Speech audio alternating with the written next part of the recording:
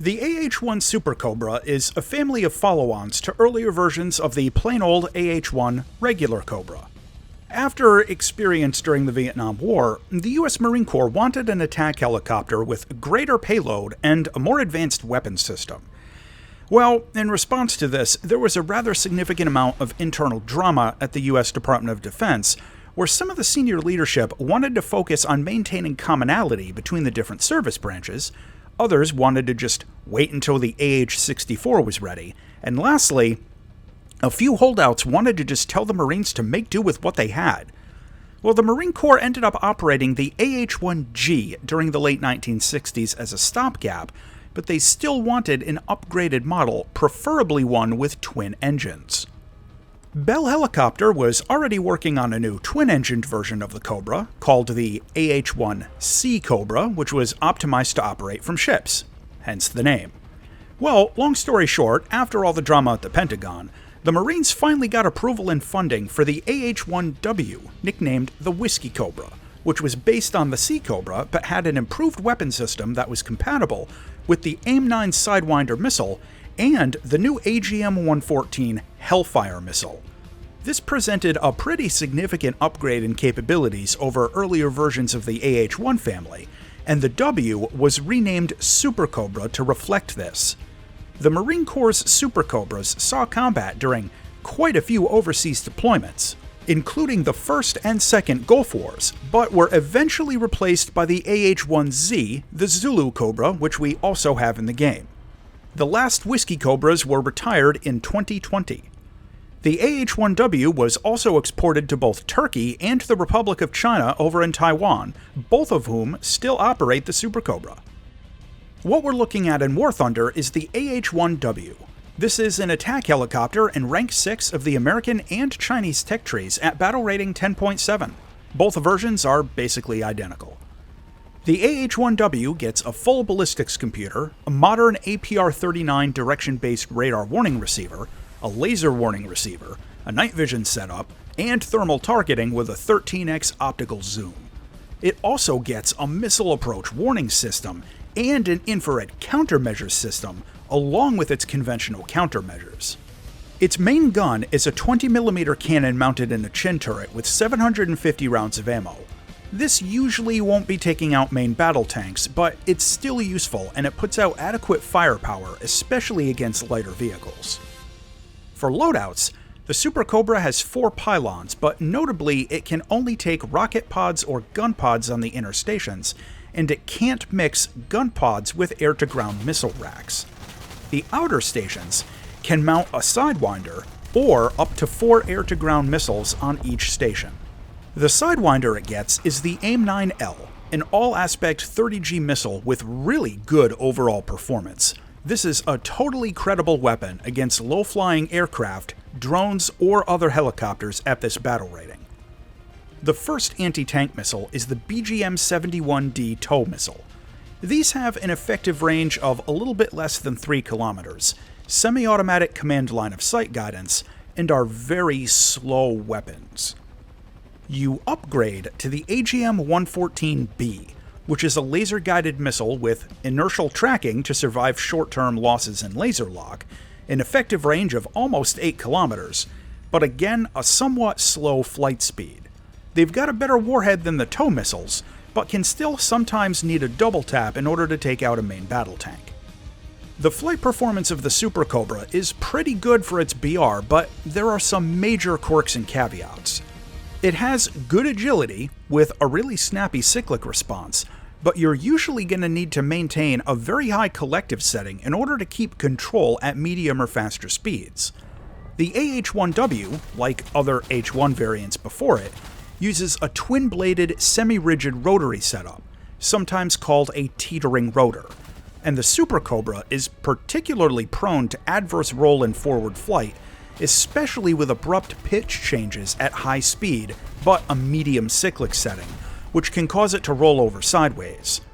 This can happen very suddenly, and sometimes ends up being unrecoverable at lower treetop altitudes. Flying the SuperCobra might take some practice unless you did a lot of flying with the AH-1F before it in the tech tree, instead of just skipping over it. Now don't get the wrong idea, the Whiskey Cobra isn't hard to fly. It's just a little different until you get used to it. I've found that the best way to counter some of the SuperCobra's quirks is to add a little bit of yaw input against the direction of bank when rolling at high speeds, and in general, not to roll past about 45 degrees sideways if I can avoid it, unless you're banked against the direction of flight to help cancel out forward momentum without pitching up, like a car skidding out sideways to slow down. The last thing to mention is that the SuperCobra is generally a very stable weapon platform, both in a flat hover and in forward flight. With only minimal practice, it's pretty easy to line up hits with both the unguided rocket pods and the gun pods. Taking the SuperCobra out into close air support gives you a taste of top-tier helicopter gameplay at a much lower battle rating. But there's one major issue I have to mention here. The targeting system only has a 13x optical zoom, and in my opinion, that's the reason this is at a much lower BR with an otherwise top-tier defensive and weapon system. So why does that matter? Well, as you can see in the footage, I didn't have an especially big problem finding targets with a thermal imager. The ideal engagement range for the 13x zoom and the Hellfire B combo is going to be right at around 6 kilometers. This is within range of the Hellfires, close enough that you can spot and lock a target without a whole lot of trouble, and far enough away where it'll at least take some level of skill for an SPAA to smack you out. Here's the thing. At that range, with this optical zoom, you can't adjust targeting on your target. You can't really zoom in far enough to accurately adjust your laser to point at weak spots like hatches or ammo racks.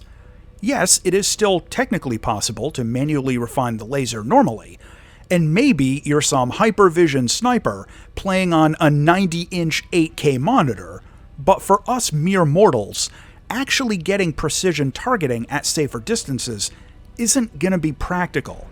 If you want to realistically target weak points, you're going to need to get in closer. A lot closer, like 3 kilometers or so, which is well within range of SPAA, even if they really don't know what they're doing. This means that a lot of the time, the Hellfires might end up taking a double tap to actually destroy a target, and as a reminder, they're pretty slow. In the footage I'm showing in this match up on Fulda Gap, where I got into this absolutely savage snipey spot, just dumping Hellfires on the enemy team from the south, I clipped it a bit for time. It was a 9-minute long sortie, but I only got 1 kill with the Hellfires before I went in with the rockets at the end. I got 7 hits and multiple assists out of it, but only 1 full kill as you saw, and it took a double tap, because the targeting just went center of mass on all the tanks, and I couldn't really zoom in enough to manually target the weak spots. Skill issue, yeah fine, whatever. But I suspect that average players, like me, will have a pretty similar experience with a 13x optical zoom on the SuperCobra. Long story short, because the slightly weaker optical zoom is there, you might have to get in closer if you want to direct your shots with a bit more precision. Visually, in my opinion, the SuperCobra looks pretty mean. It's got a nice design, and both versions, the Chinese and the American one, both get some decent paint jobs. Landing the AH-1W is very basic, and it's got fixed landing struts, which I always personally prefer, but just remember that it's still a somewhat heavy helicopter, and it can be prone to vortex ring if you're not careful. To close out with the AH-1W SuperCobra. This helicopter gets a very strong set of weapons for its BR. Its flight performance is a good upgrade over previous helicopters, and it has a very strong defensive system for its BR. However, the limited optical zoom seriously holds back its long-range effectiveness. The final verdict on the Whiskey Cobra is that this thing has the potential to be very strong in combat, and if you can get used to making slightly closer medium-range attacks to mitigate the poor optical zoom, this thing is gonna feel pretty overpowered. As always, thanks for watching, and if you enjoyed this review, check out this other one.